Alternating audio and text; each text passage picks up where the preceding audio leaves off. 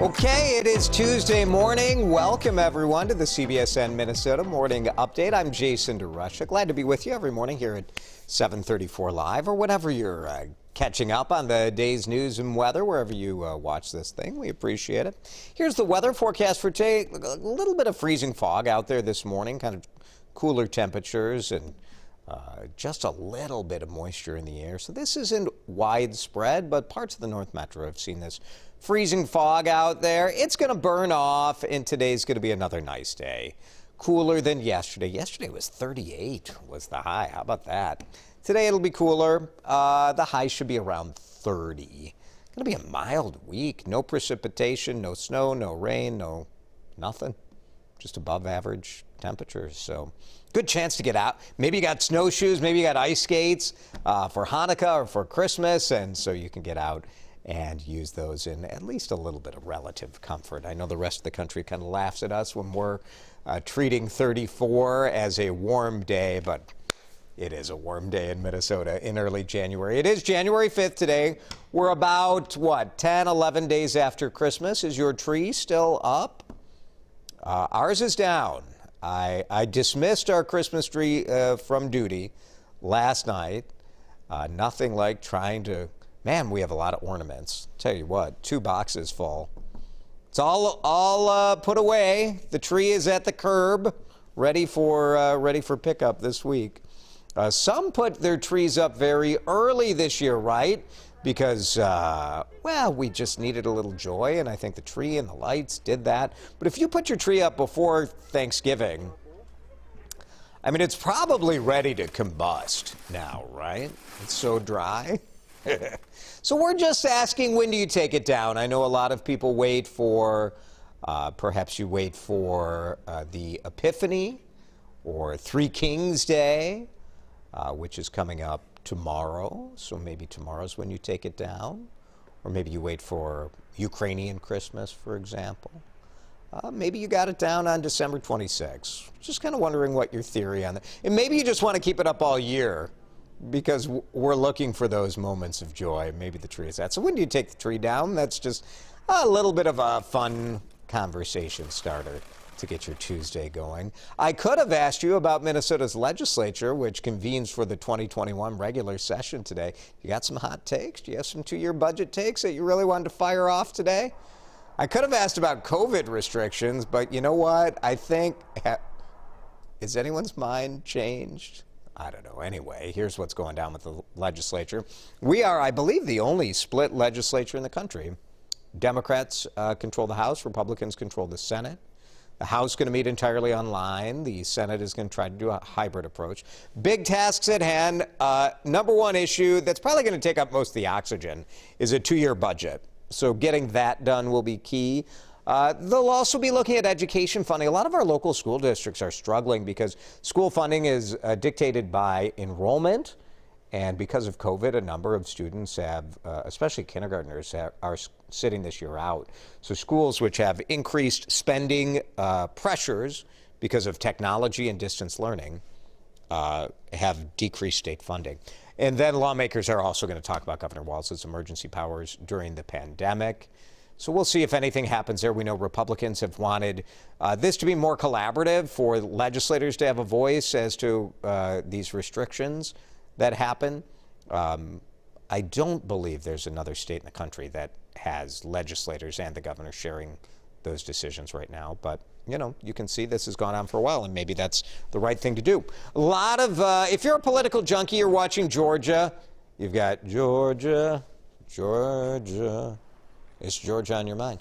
2 runoff elections today. Now, look, the U.S. Senate is going to be extremely tight no matter what.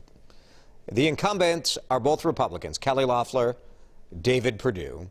They're up against Democrats Raphael Warnock and John Ossoff. Republicans, if they win one, they still have the majority in the Senate. If Democrats win them both, then they have a 50-50 tie, and Kamala Harris, the incoming vice president, will break that tie. Democrats also calling for a criminal investigation of President Trump after that phone call was leaked, where he was, many believe he was pressuring election officials to change the results. He would say he was just pressuring them to get to the just result. All right, tomorrow, Governor Tim Walz is going to loosen indoor dining restrictions. 6 weeks now, restaurants, bars have been shut down. They've been empty inside. Some stayed open for takeout. Some tried to do some outdoor patio dining over the last couple weeks. The current ban on indoor dining ends next week, Monday, so just a couple of days away, 6 days away. Republicans were asking the governor to give a week notice so restaurants would have time to get their reopening plans in place. We don't know exactly what modifications the governor will make. Will it be 25% capacity? Will it be 50? Will there be limitations on operating hours? Kind of like we tried right before everything shut down. There was that sort of curfew, that 10 p.m. curfew. So we'll see what the news is tomorrow, and perhaps that news will start leaking out tonight or tomorrow morning. Minnesota's first healthcare workers to get the COVID-19 vaccine. Remember how exciting that was 3 weeks ago? Now they're finishing the job, getting their second dose. Some will be getting that today.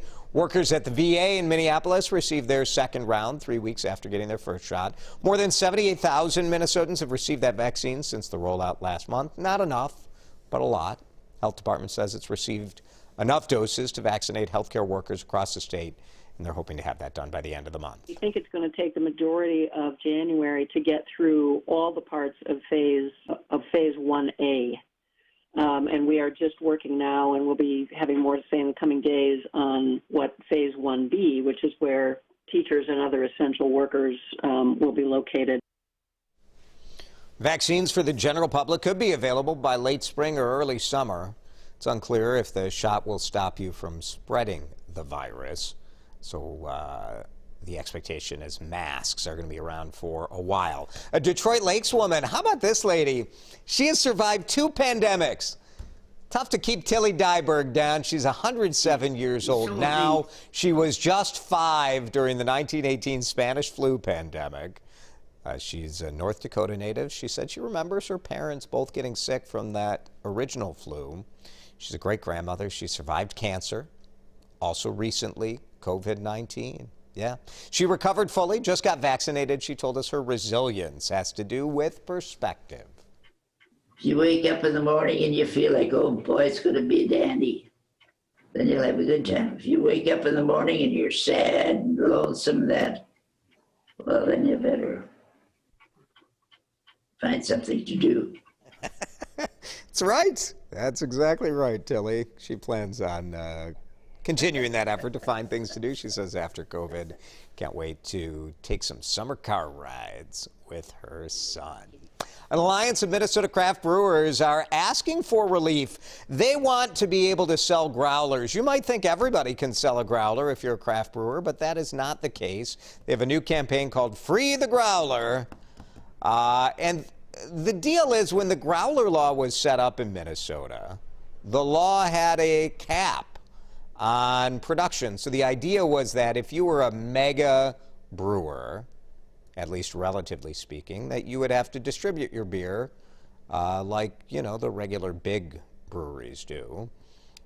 Some of these quote-unquote big guys want the ability to sell those growlers directly to customers in that 64-ounce container. If you produce more than 20,000 barrels of beer each year, you're out. You can't sell growlers. So, a lot of people would probably like to buy a growler from Surly, Fulton, Indeed, Liftbridge, Castle Danger, and Shells. Group says removing that growler cap would bring Minnesota in line with national beer laws. So that's the deal. They want people to text or email their lawmakers. Hashtag is Free the Growler on social media. Will anything happen with legislators and liquor laws in Minnesota? We've seen this show before, haven't we? You might be a millionaire. You. Probably not. 2 people are out there right now, have winning tickets in the Minnesota Millionaire Raffle. Lottery does this around the new year every year. And they haven't come forward yet. One player bought a ticket at Leroy's Great Bear Tire and Auto in Bloomington, which I don't know anything about Leroy's, but I love their logo. Another bought it at a liquor store in St. Cloud. Lottery's just waiting to write the checks. 5 players also won $100,000 in that lottery. You might want to make some big bucks. Maybe you're saying $1 million. Pusha. It's child's play. Get your Mega Millions ticket tonight if you're into that. Jackpot is at an estimated $432 million. Powerball jackpot, $400 million for tomorrow as well. Chicken sandwich wars, they're happening. Remember the Popeyes chicken sandwich? People went crazy for it. Long lines, couldn't get the chicken sandwich. Now the big guy, the behemoth, McDonald's says, all right, fine. You guys want a chicken sandwich? You got it. You want it? You got it. Crispy, spicy, deluxe. Crispy is just standard. Spicy has this pepper jack kind of sauce on it, spicy pepper sauce, and then deluxe, kind of California style with a little mayo, lettuce, tomato. We'll see. People love chicken sandwiches. My goodness. I love a chicken sandwich. So why not? McDonald's says we want in on the action. Let's get back to our talker today. Yeah, let's play the hit. Go ahead and play that song. That's a great song.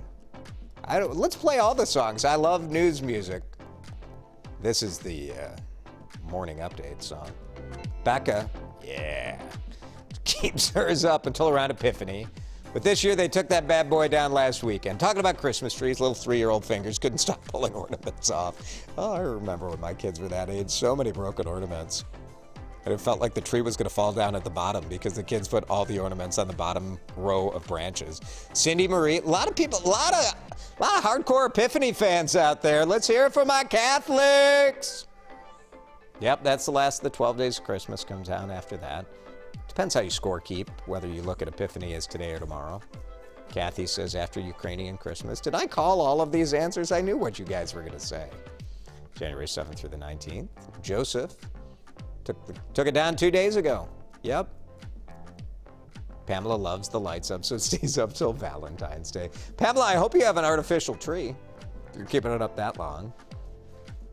Darla takes it up. Oh, that's cool. What a great tradition. Takes it down after the 9th of January, her father's birthday. What a great way to honor your dad. I love that. Randy Ann took the tree down on New Year's Day. Depends on the year, but it's basically whenever I can get help from the hubby. My wife wanted to take our tree down this weekend because she was bored. She's like, we have nothing else to do. Why don't we take the tree down? I'm like, we did it last night. Yeah, it's kind of nice to have the living room back, but I do like those lights up for sure. Great to have you with us. Hope you have a terrific day. Make it a great day. Thanks for watching us here on the CBSN Minnesota Morning Update. We are your only local streaming news source. Thanks for hanging out with us, everybody. See you tomorrow.